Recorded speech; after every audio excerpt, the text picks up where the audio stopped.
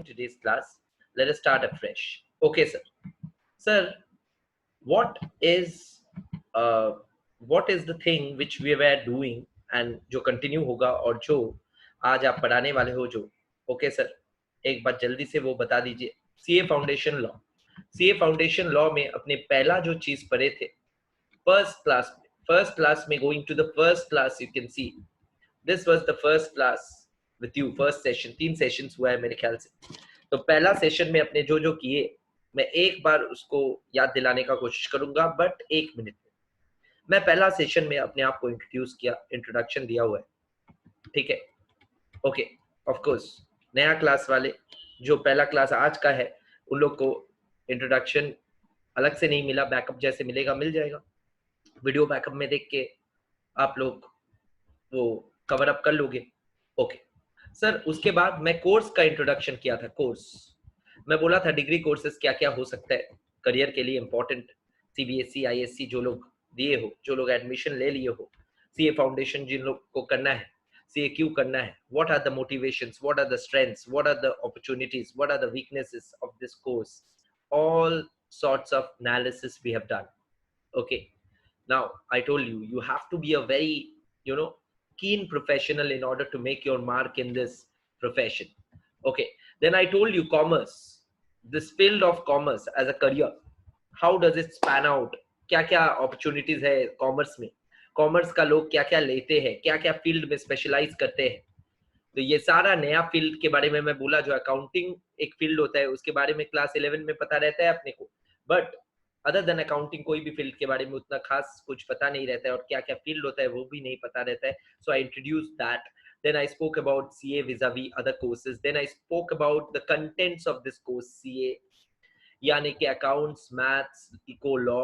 Foundation level में जो है उसमें से सबसे इंपॉर्टेंट सब्जेक्ट तुम लोग को क्या लगता है मैं समझाया था और क्या है वो भी समझाया था okay so I told you that total final तक 2000 मार्क्स सीए में रहेगा और उसमें तुम देख पा रहे हो कितना वेटेज है कौन सा सब्जेक्ट का of course weightage wise you can do a स्वॉट analysis and you can think what okay then after that I told you exam point of view also I told you the results of the past few terms people struggled in a paper like law because law समझने में आसान है अगर कोई class ले ले समझना आसान हो जाता है जो लोग 3 क्लास किया है समझ गया है क्या है 3 क्लास में मैं क्या क्या बोला बट लिखना आसान नहीं है मैं ये भी बता दिया था लिखना इज नॉट आसान अच्छा सर सिलेबस ऑफ लॉ फिर बताए थे हाँ सिलेबस ऑफ लॉ बताया था सर 7 एक्ट्स है नहीं ये तो सीएस और सीए में लोग का मैं लिख दिया था मैं बोला था तीनों कोर्स का क्या क्या सिलेबस है सीए में खाली ये ग्रीन वाला सिलेबस है यानी कि ये पहला 5 है these are the acts which are there in CA okay sir BCR क्या है पूरा पेपर 2 का ये ट्यूशन हो रहा है पेपर 2 का क्लास हो रहा है पेपर 2 4 पेपर में से paper 2 is a subjective paper apart from paper 1 which is accounts और पेपर 2 में पेपर 2 का नाम है business law and BCR and BL वाला section is business law which comprises 60 marks and BCR is 40 okay then BCR classes कब हो रहा है सर फ्राइडे करके मैं बीसीआर पढ़ा रहा हूँ वेडनेसडे करके लॉ पढ़ा रहा हूँ अभी फिलहाल स्लो जा रहा हूँ सर जानबूझ के जा रहे हो स्लो हाँ मैं बोला था प्लान थोड़ा सा स्लो जाएंगे इनिशियली स्टेडी सीखने के लिए okay sir Indian contract act 1872 जो पहला एक्ट है सिलेबस में वो लेके स्टार्ट किए थे हाँ तो फर्स्ट क्लास वाले अभी लग रहा है कंफर्ट हाँ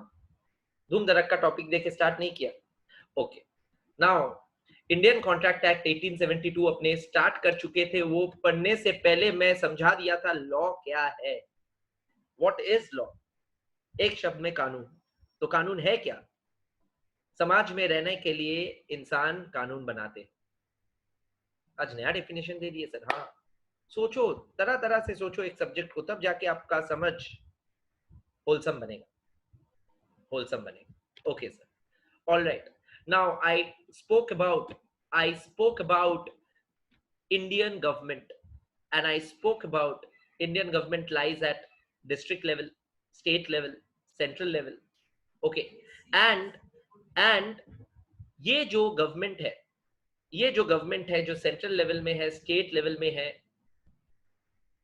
union and federal structure of Indian government, इसका 3 विंग्स है। कोई भी गवर्नमेंट का 3 विंग्स है। पहला विंग हो गया लेजिस्लेटिव, दूसरा विंग हो गया एडमिनिस्ट्रेटिव, तीसरा विंग हो गया जुडिशियल विंग। और तीनों विंग का काम क्या क्या है? लेजिस्लेटिव विंग मतलब कानून बनाएगा, legislation, the word legislation means law. Okay, कानून बनाने वाला विंग को हम लोग लेजिस्लेटिव विंग बोलते हैं। यूनियन गवर्नमेंट का कानून बनाने वाला विंग को हम लोग क्या बोलते हैं? पार्लियामेंट। वही स्टेट गवर्नमेंट का विंग को बोलते हैं लेजिस्लेटिव असेंबली। जैसे कि member of parliament MP, member of legislative assembly is MLA. Okay sir. Administrative wing ministry, state level का ministry, state cabinet, union ministry, union cabinet. And judicial wing, high courts in state, supreme court in nation, district में district court, lowest court. ठीक है ना? तो यही है फंडा। Sir law कैसे पास होता है? मैं बोला था बिल पेश किया जाता है पार्लियामेंट में। सेंट्रल लॉ पास करने का तरीका बताया था। पार्लियामेंट में बिल पेश होता है, वहां पे एमपी लोग टेबल बजा के ऐसे ऐसे टेबल ठोक के बिल पास करता है। मेजॉरिटी अगर हाँ बोला तो बिल पास हो गया। वो बिल पास होके लोकसभा से गया राज्यसभा, लोअर हाउस से गया अपर हाउस, राज्यसभा में भी पास हो गया तो गया राष्ट्रपति भवन। सर राष्ट्रपति भवन में क्या जाएगा, क्यों जाएगा? राष्ट्रपति का सिग्नेचर उसमें पड़ गया तो फिर वो एक्ट बन गया। ऐसे एक बिल से एक्ट बनता है। जैसे CAB, citizenship amendment bill was made into CAA, Citizenship Amendment Act। ठीक है ना? तो बिल से एक्ट बनने का तरीका मैं बताया था। कोई भी एक्ट ऐसे ही बनता है। ओके सर, एग्जांपल देखिए, आप समझा दिए, बहुत बढ़िया। What is an act? मैं बोला था एक्ट का स्ट्रक्चर, इंडियन कॉन्ट्रैक्ट एक्ट धूम धड़क्का स्टार्ट नहीं किया था। मैं बोला था एक एक्ट में बहुत सारा चैप्टर्स रहते हैं, हर एक चैप्टर के अंदर बहुत सारा सेक्शंस रहते हैं, हर एक सेक्शन के अंदर बहुत सारा सब सेक्शन या क्लॉजेस रहते हैं, और एकदम नीचे जाके एक्ट का शेड्यूल्स दिया रहता है। शेड्यूल्स, कंपनीज एक्ट में 471 सेक्शंस है, 470 सेक्शंस है, 29 चैप्टर्स है एंड 7 शेड्यूल्स है। एग्जांपल। ओके सर, फिर इंडियन कॉन्ट्रैक्ट एक्ट लेके स्टार्ट किए थे। हाँ, इंडियन कॉन्ट्रैक्ट एक्ट पढ़ा चुका था, पूरा नहीं सर, मतलब बीच में थे। हाँ एकदम बीच में, शुरुआत की तरफ है। ठीक है, इंडियन कॉन्ट्रैक्ट एक्ट 1872 पुराना एक्ट है। मैं बोला था ब्रिटिश एम्पायर का या ब्रिटिश शासन का, रूल का, इसमें अपना क्या इन्फ्लुएंस है? शब्दों का, लैंग्वेज का, कानून का, हर चीज ब्रिटिश लोग से इंस्पायर्ड है, प्रभावित है, इन्फ्लुएंस्ड है एंड उन लोग से ही डिराइव्ड है। तो सर ये इंडियन कॉन्ट्रैक्ट एक्ट क्या एक ब्रिटिश एक्ट है? हाँ, उन लोग को बना के गया था। सर किस लिए बनाया था? उन लोग के लिए, खुद के लिए, सेल्फिश है सर, पब्लिकली बोल रहे हो। हाँ, कॉलोनी था तो क्या क्या बोलोगे उन लोग को? ठीक है, कॉलोनी बना के गया था, राज करके गया था। Okay sir. Sir Indian contract act जो है, इंडियन कॉन्ट्रैक्ट एक्ट उन लोग से मिला था। हाँ, मैं समझाया था हिस्ट्री। वो लोग दुनिया भर में कब्जा कर लिए थे, दुनिया भर में मोस्ट ऑफ द प्लेसेस को कब्जा करके अपना रूल के अंदर रखा था, और सब जगह के लिए एक इंग्लिश कॉमन लॉ था, और वो कॉमन लॉ से डिराइव हुआ सारा ये सब जो हर कॉलोनी में उन लोग का जो कानून है। Indian contract act is no different. And then मैं बोला था सीए सिलेबस में पहला 75 sections of Indian contract act है। First 75 sections are there in Indian contract act. Okay, then I spoke about date of enactment and date of force। मैं बोला था कोई भी एक्ट को enact किया जाता है। enact करने का मतलब है प्रेसिडेंट जिस दिन साइन किया, CAA enact हो गया, प्रेसिडेंट साइन कर दिया तो CAA बन गया CAB से। बट क्या वो लागू हो जाता है? लागू होता है जब उसको ऑफिशियल गैजेट में नोटिफाई किया जाता है। ऑफिशियल गैजेट एक नोटिस बोर्ड जैसा है, ऐसे सोचो। सेंट्रल गवर्नमेंट कोई भी पब्लिक नोटिफिकेशन लाता है तो किस तरह से लाता है? ऑफिशियल गैजेट में छाप के लाता है। सर यही है फंडा। हाँ, ऑफिशियल गैजेट का हिंदी बताइए, देखिए सर। भारत का राजपत्र। Okay, all right sir. Sir अभी बताइए, Indian contract act title of the act है, इसका बैकग्राउंड आप लिख दिए थे, pre independence drafted by the British government board. देखना, ईस्ट इंडिया कंपनी तब था, सोर्स था इंग्लिश कॉमन लॉ। हिस्ट्री मैं बोला था हिस्ट्री में मैं बोला था अभी आज का दिन में जब खड़ा हो, सर आज का दिन कौन सा है? आज का दिन है ये, आज का दिन है ये, आज का क्लास शुरू हो रहा है तो आज का डेट लिख दे रहा हूँ बोर्ड में। सर 5-6 नहीं 6-5 6 ओके। तो सर ये आज का दिन अगर हम लोग खड़े हैं तो अपने अपने को पता है कि इंडियन कॉन्ट्रैक्ट एक्ट जो है it applies to the whole of India. But ठीक है, 1 साल पहले क्या हालत था सर? 1 साल पहले जब आर्टिकल 370 रिपील नहीं हुआ था, आर्टिकल 370 क्या है थोड़ा बहुत सोचना पड़ेगा, तब आप लोग क्लास 12 में जस्ट प्रमोट हुए थे। आर्टिकल 370 कश्मीर में अबॉलिश किया गया एंड आर्टिकल 370 के चलते कश्मीर में वो सारा कानून अप्लाई होने लगा जो पहले कानून कश्मीर में अप्लाई नहीं होता था। इंडियन कॉन्ट्रैक्ट एक्ट उन्हीं में से एक कानून है जो कश्मीर में अप्लाई नहीं होता था बट आज का दिन में अप्लाई होगा। तो previously there is a history, Indian Contract Act was inapplicable or not applicable to the state of Jammu and Kashmir, it was applicable to the whole of India except the state of Jammu and Kashmir। कुछ books में देख के घबराना मत, क्योंकि वो लोग update नहीं किया अपने आप को। ओके सर, आज क्या चेंज हो गया? आज क्या Indian contract act applies to the whole of India including Jammu and Kashmir? Yes, as a fall out of that repealment of article 370 370 हट जाने के बाद जम्मू एंड कश्मीर को भी अप्लाई करने लगा, बोल दिया गया। ओके सर, सर ये हिस्ट्री हो गया। बताइए कि लॉ में कैसे पढ़ना है, कैसे सोचना है। लास्ट लगातार 3 क्लास में वही बोला, लॉ में पढ़ना है, मैं जो पढ़ा रहा हूँ वो लेके सोचना है और किताब से वही चीज पढ़ना है और पढ़ के और सोचना है, फिर मार्क्स मिलने के लिए लिख के प्रैक्टिस करना है। Writing, practice in writing. Sir देख के लिखूं? देख के लिख सकते हो इनिशियली, मेरे को कोई प्रॉब्लम नहीं है, बट अल्टीमेट लिखना क्या होगा जो ना देख के खुद का दिमाग से लिख लो। सर लैंग्वेज कैसा होगा? लैंग्वेज इनिशियली थोड़ा बहुत बिखरा हुआ, थोड़ा बहुत बुक से डिफरेंट होने से चलेगा, बट हर रोज अगर प्रैक्टिस करोगे खुद ही देखोगे लैंग्वेज बुकिश होते रहेगा तुम्हारा। जितना पढ़ेंगे हम लोग उतना बुक से पढ़ रहे हैं तो सोर्स का लैंग्वेज अपना मन में आ जा रहा है, बैठ जा रहा है और बैठ बैठ के वही लैंग्वेज रिप्रोड्यूस होने लगता है। तो एंड ऑफ द सेशन तक आप लोग का बुकिश लैंग्वेज क्या निकल जाएगा? आपका हाथ से निकलेगा बुकिश लैंग्वेज, मेरे को यकीन है, भरोसा है आप पे, अटूट भरोसा है आप पे। ठीक है, ओके सर।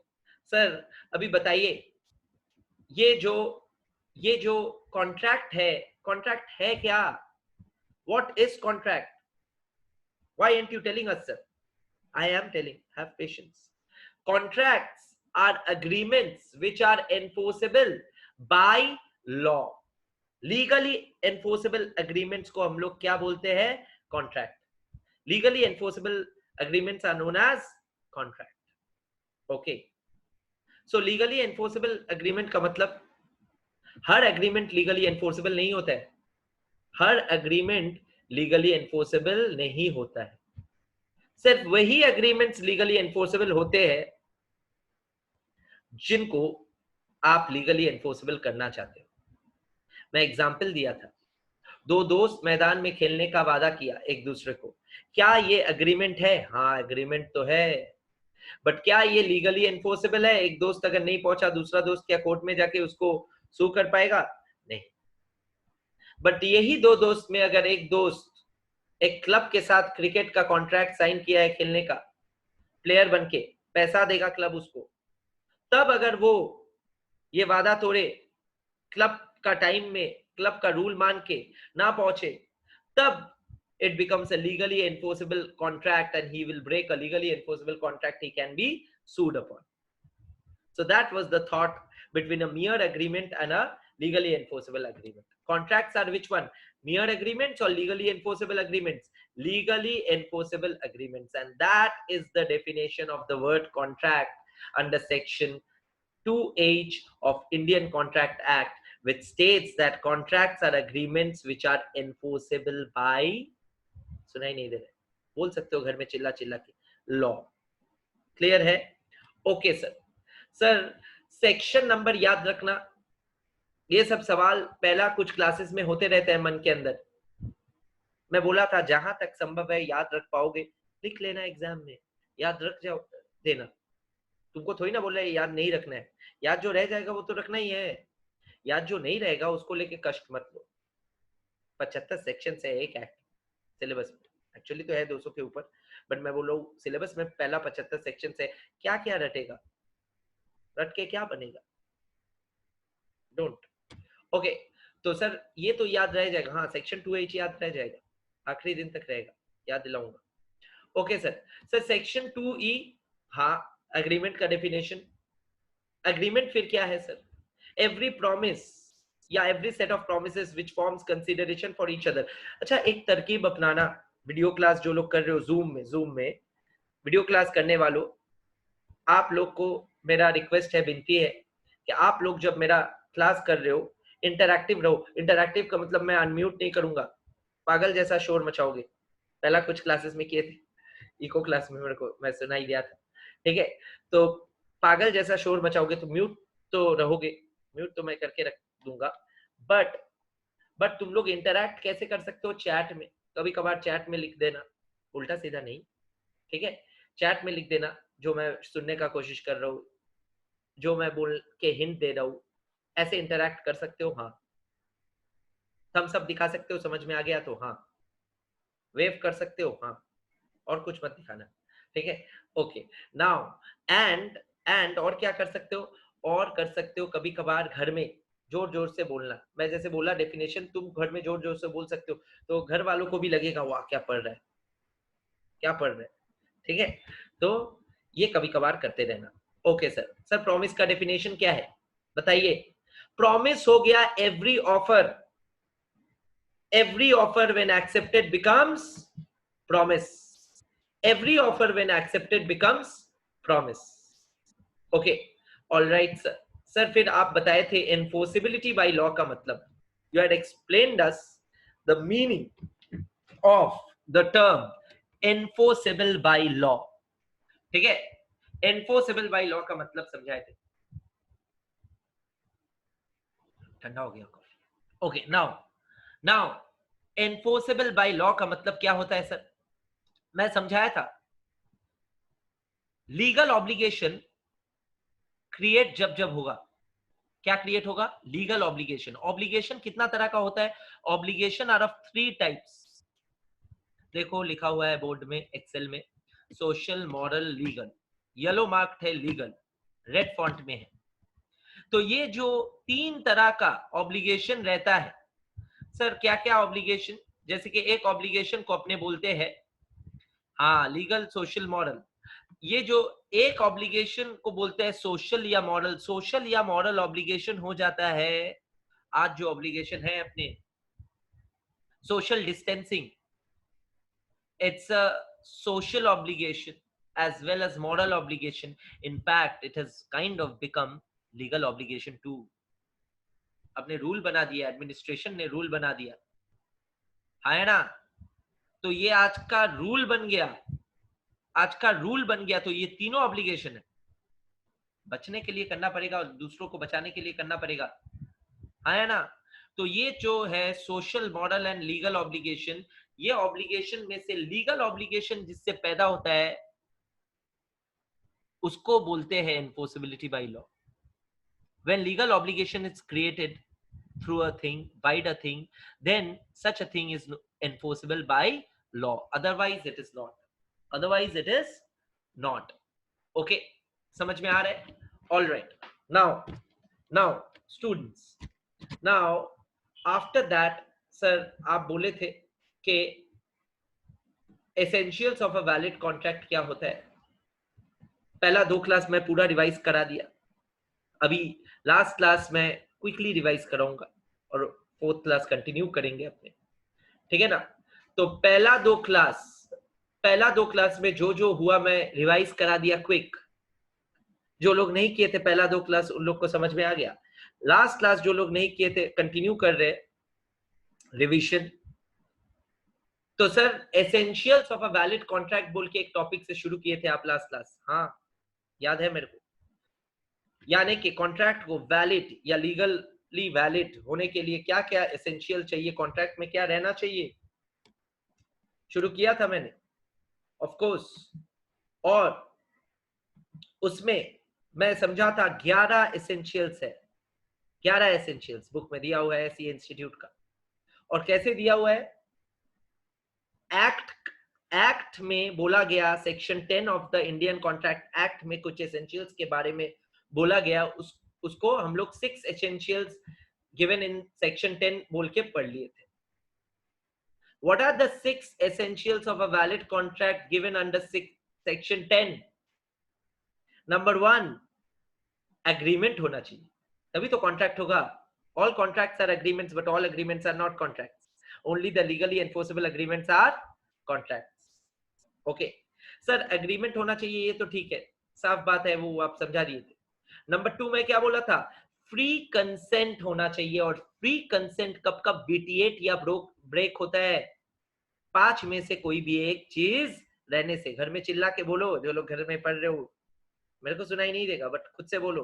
5 चीज क्या क्या है? Number 1 is coercion, number 2 is undue influence, number 3 is fraud, number 4 is misrepresentation, number 5 is mistake. Sir rap कर रहे हो? हाँ, कभी कभार करूंगा। Okay, now third essential element, मैं बोला था competency of the parties. Parties को कॉम्पिटेंट होना चाहिए।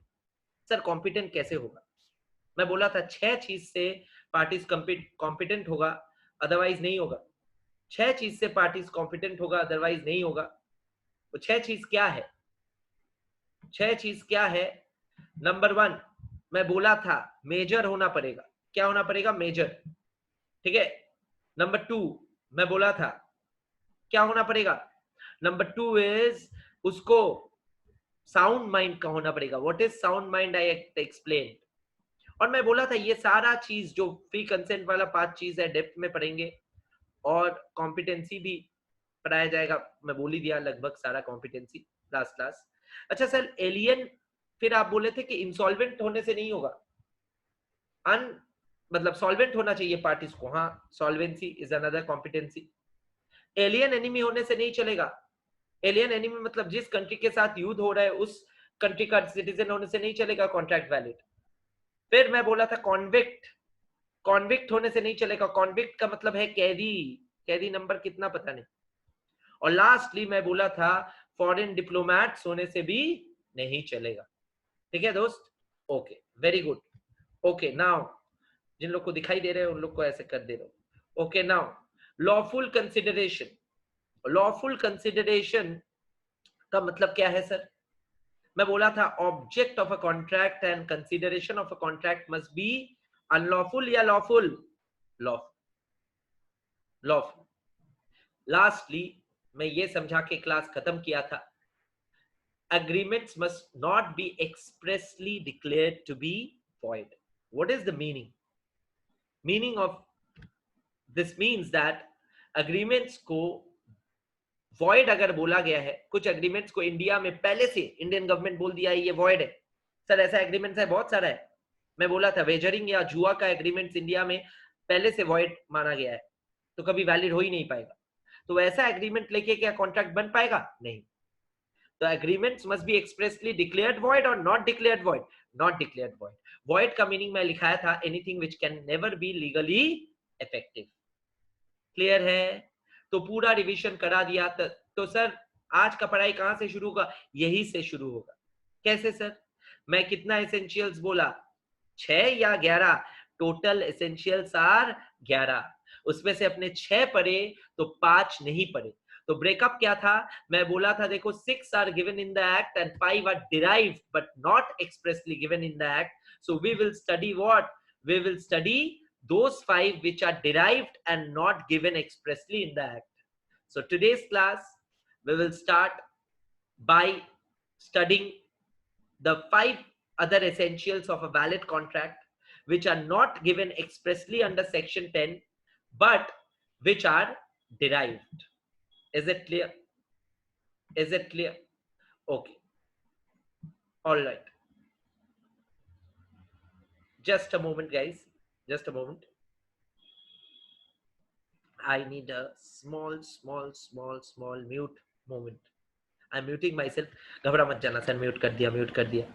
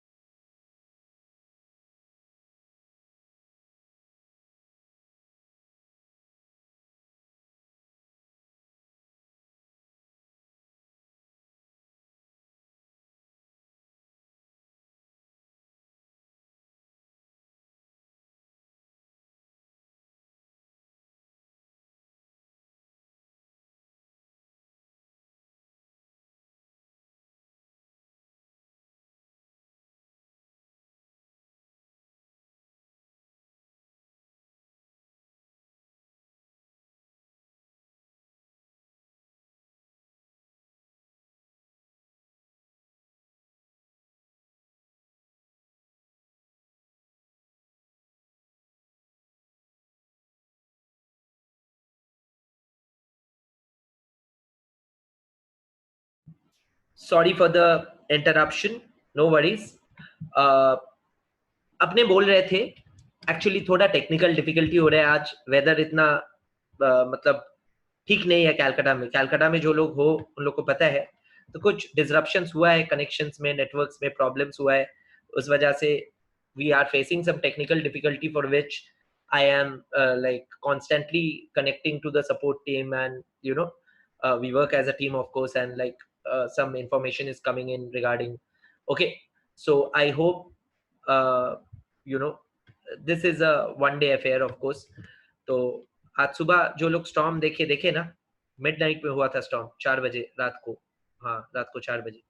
Okay, now so the idea is, okay sir आप पढ़ाइए, जो बोल रहे थे बोलिए, मैं कंटिन्यू कर रहा हूँ, बट पहले से आप लोग का माइंडसेट जाके ठीक रहे। मैं एक अनाउंसमेंट कर दे रहा हूँ, in 5-10 minutes we can shift to a new session. New session, you will be shared the id, you have to log in through that id, so don't panic, nothing, कुछ नहीं है। घर में बैठ के खाली लिंक क्लिक करना है, नया लिंक आप लोग शेयर करेंगे, आपको एडमिनिस्ट्रेशन शेयर कर देगा। मैं कहीं नहीं जा रहा हूँ, मैं पढ़ा रहा हूँ यहाँ पे, फिर नया लिंक में भी मैं ही पढ़ाऊंगा, ठीक है? ओके, तो शांत से बैठिए, वो जब मिलेगा नया लिंक से लॉग इन कर लेना, मैं बोल के निकलूंगा, ऐसा नहीं है। Okay, now I was saying that 11 essentials है वैलिड कॉन्ट्रैक्ट का। Valid contract has 11 essentials. 11 essentials है वैलिड कॉन्ट्रैक्ट का।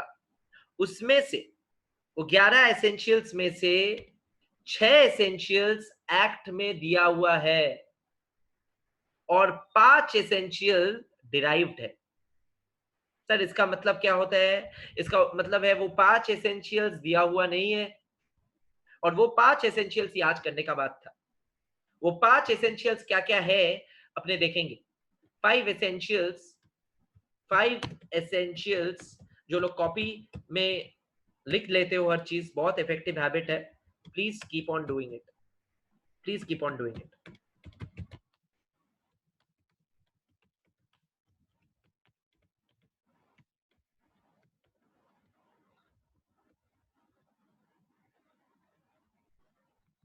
Five essentials of a valid contract which are derived but not given expressly in section 10 of Indian Contract Act.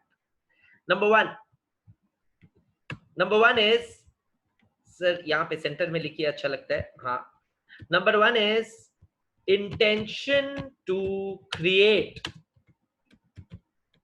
legal relation। Sir इसका मतलब, और कहाँ पे लिखा है? आप मन से बोल रहे हो क्या? नहीं, बुक में लिखा है, मैं हर चीज दिखा दिया था लास्ट क्लास भी। अच्छा सर, ये बोलने से पहले एक क्वेरी था जो आप कराए नहीं, तो क्वेरी मैं लास्ट की तरफ कराऊंगा। जिनका क्वेरी था उनको बोल रहा हूँ, सायन को, ठीक है? डोंट वरी, लास्ट की तरफ करा दूंगा। मेरे को याद दिला दिया था तुम, मैं देखा इतना कुछ वो कॉल्स लेना पड़ रहा है ना, तो थोड़ा सा भूल गया, तो एकदम लास्ट में करा देंगे।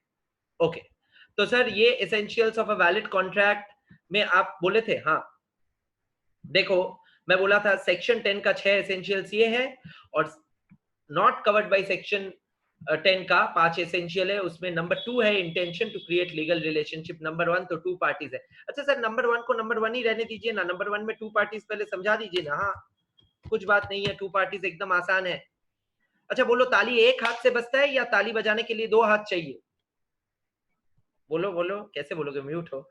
2 हाथ चाहिए ताली बजाने के लिए, यानी कि एक हाथ से ताली नहीं बजेगा, एक हाथ से तुम ऐसा ऐसा कर सकते हो, कीर्तन कर सकते हो, ठीक है? So the idea is to clap you need 2 hands, to slap you need 1 hand, but to clap you need 2 hands.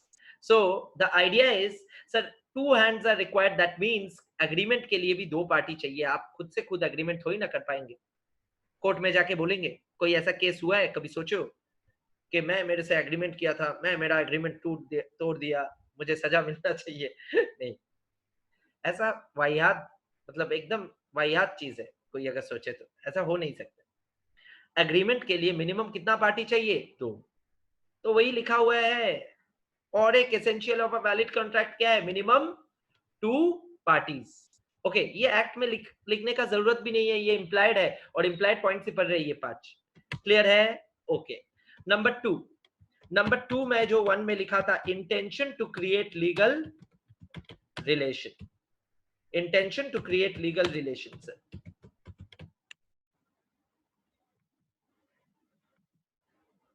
Okay, now intention to create legal relation क्या है सर?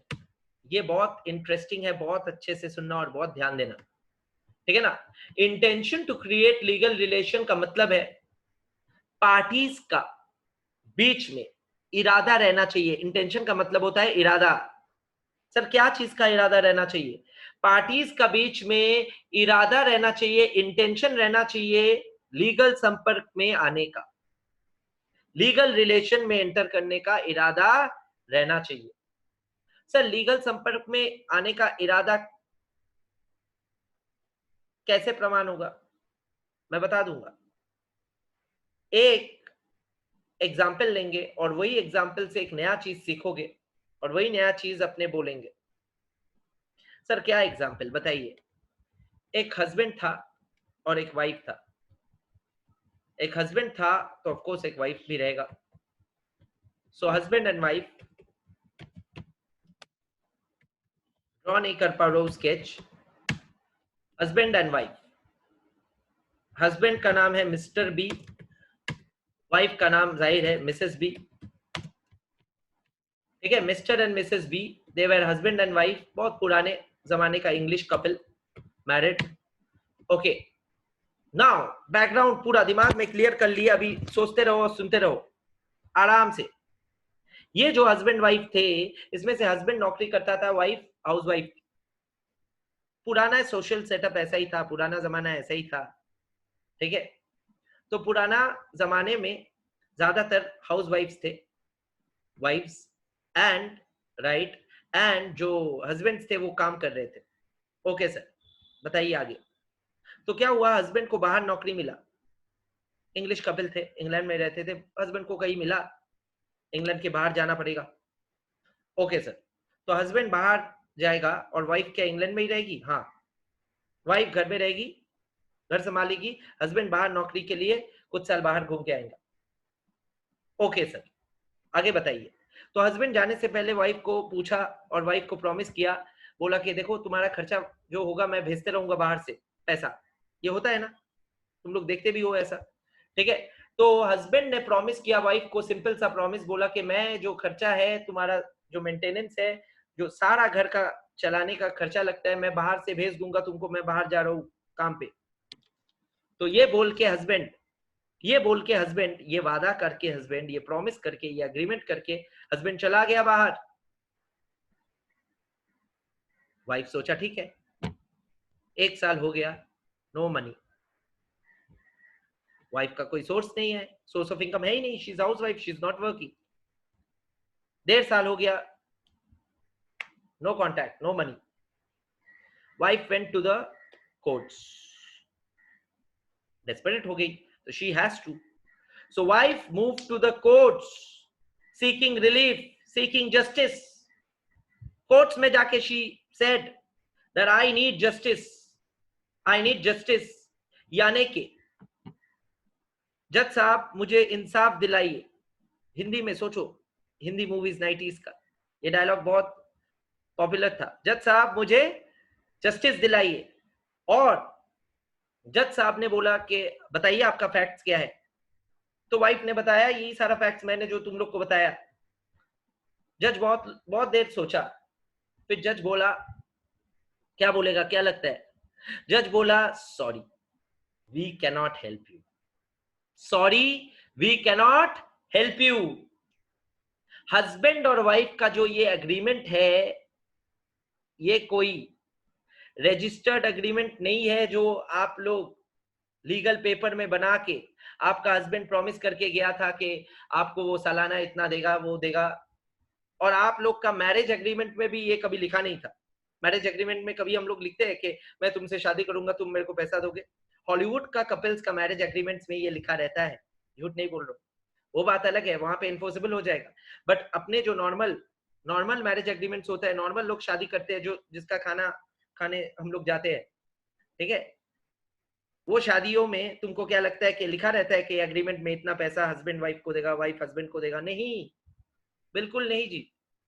तो वो सारे agreements pure normal agreement to live together, यानी कि marriage contract normal है, उसमें कोई पैसा का वो सब नहीं है, लेन देन का चीज नहीं है। तो Mr B and Mrs B का भी marriage agreement was normal, and in their marriage agreement there was no monetary, you know, obligation of the husband or the wife. And when the husband went abroad to work, the husband suo motu का मतलब है on his own. suo motu is a legal term, आगे जाके और समझाऊंगा, लिखाऊंगा, don't worry. suo motu यानी कि on his own the husband offered. क्यों ऑफर किया? क्योंकि उसको ऑफर किया इसलिए क्योंकि उसको लगा कि वाइफ को छोड़ के जा रहा है, तो नेचुरल एक ह्यूमन फीलिंग, बोला कि मैं तुम्हारा देखभाल करूंगा। फिर वहां जाके मुकर गया, कोई प्रॉब्लम हुआ होगा, कुछ भी हुआ होगा। बात समझे? सो द आइडिया इज, हस्बैंड ने जो प्रॉमिस किया था वो मियर एग्रीमेंट है या कॉन्ट्रैक्ट था? मियर एग्रीमेंट था, mere promise tha. It was not enforceable by law because it was a social agreement or a social obligation which was created by him.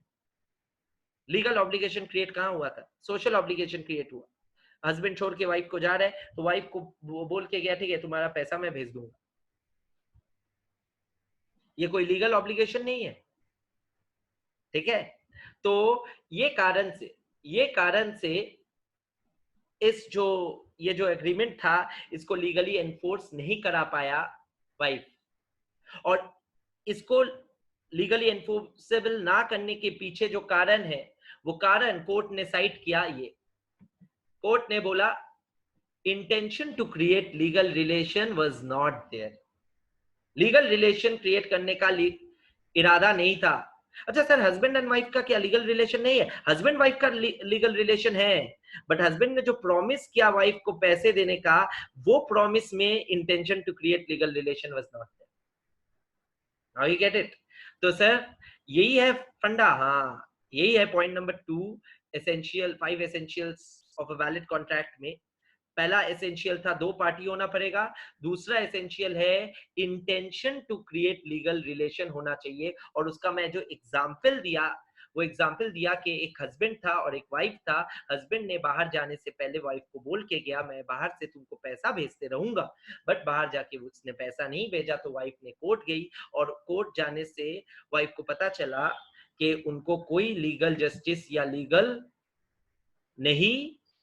Remedy नहीं मिलेगा, लीगल रेमेडी नहीं मिलेगा, ठीक है?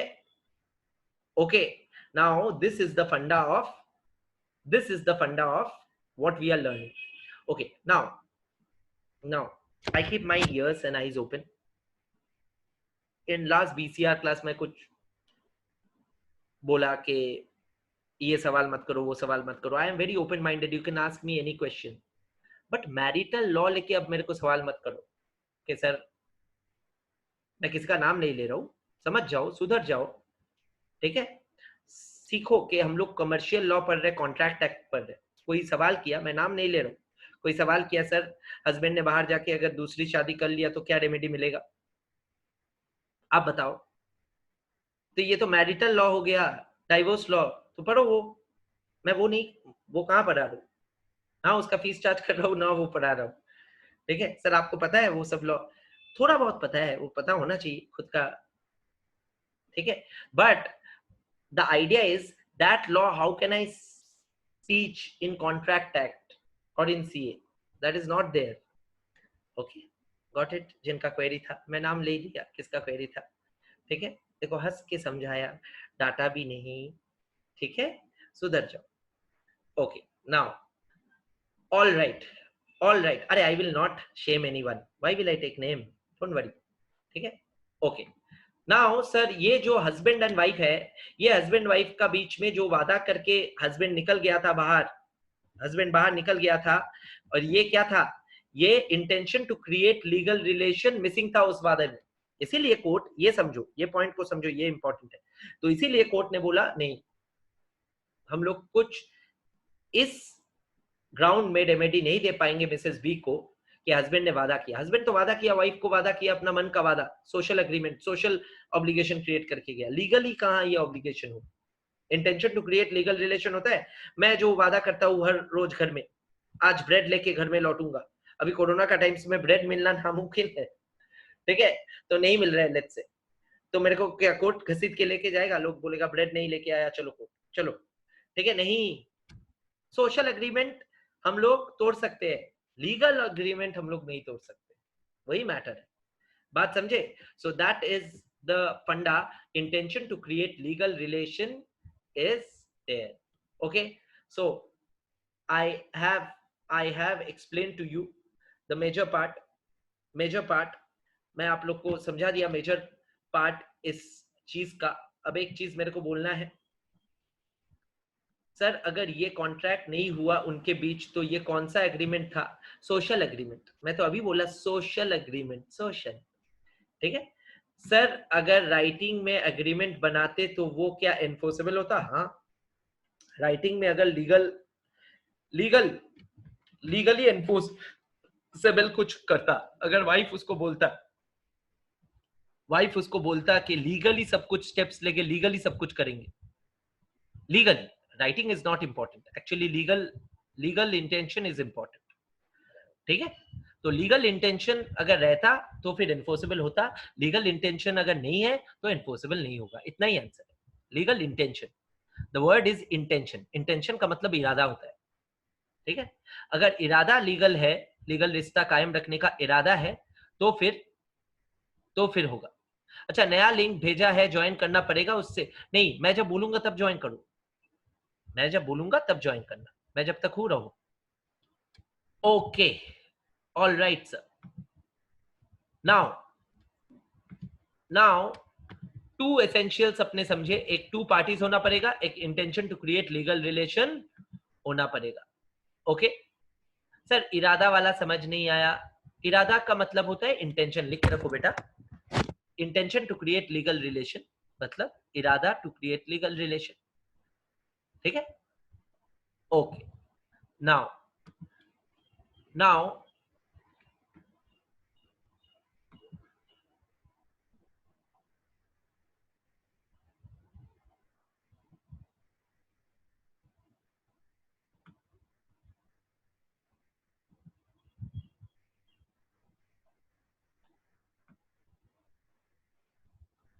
okay guys, firstly Harshit, I cannot unmute you, don't be a stupid child, ठीक है।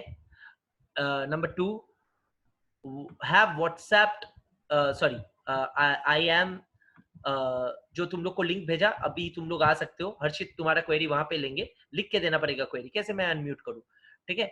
Okay, और आप लोग को मिल गया लिंक, अब लोग लॉग इन कीजिए, यहां से लॉग आउट कर दे, थैंक यू।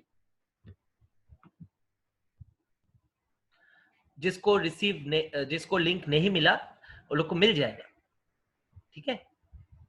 ओके, अगर तुम लोग स्टूडेंट हो, पहला लिंक मिला तो दूसरा लिंक भी मिलेगा, प्रोसेस एक ही है, डोंट वरी, ठीक है। नहीं मिला तो संपर्क करना, जो तुमको लिंक भेजा था पहला वाला वो भेज देगा, ठीक है। Okay, thank you, I am ending this meeting, we are joining there.